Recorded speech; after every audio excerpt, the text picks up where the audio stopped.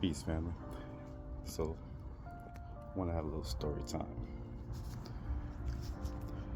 Being a computer scientist is kind of like a personal side hobby of mine, right? And I noticed something a long time ago.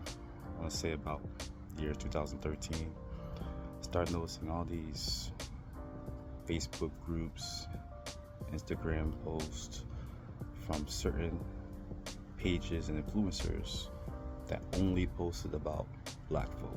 This was about 2013. I think it started really around 2009 time frame, but at first I started ignoring it, right? But my brain started itching. I can't ignore it. So it became my full focus. Now, start looking into some of the pages, see where they stem from, what's the motive behind it, because all the pages had pure black entertainment on it, and not the good kind either. Just pure black narratives of hate, or just us being violent in general, right? So I started looking more into it, and I started noticing that all these locations were stemming from places like Amsterdam, Israel, and different countries that I've never even heard of, to be honest. And I've been around the world, but some of these countries I've never heard of. And I was like, why is all these places millions of miles away have so much focus on the local black populace here? So, did some more digging. Started creating some accounts, and I just flooded my accounts with nothing but that black hate. I just wanted to see what the responses were, started digging through the comments, just start finding patterns. And at first it was just, for my own personal knowledge. Then I started later on, maybe a couple years later, start seeing it in the real world being affected.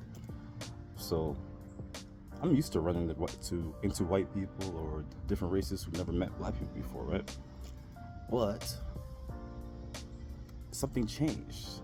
Now when I run into those same types of people who never been around black people at all, or just used to their secluded areas, they already have opinions in their head about black people that they are convinced of.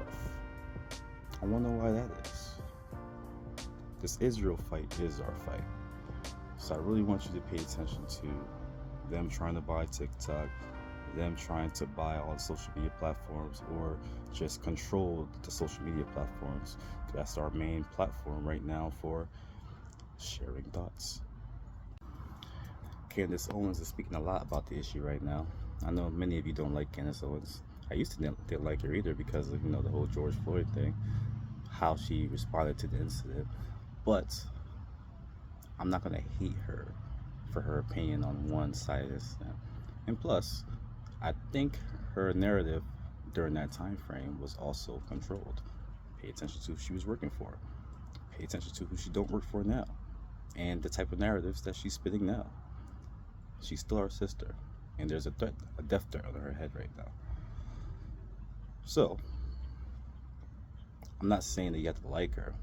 I'm just saying, digest the information. Be close enough so you know what's going on. You don't have to always far seclude yourself from them.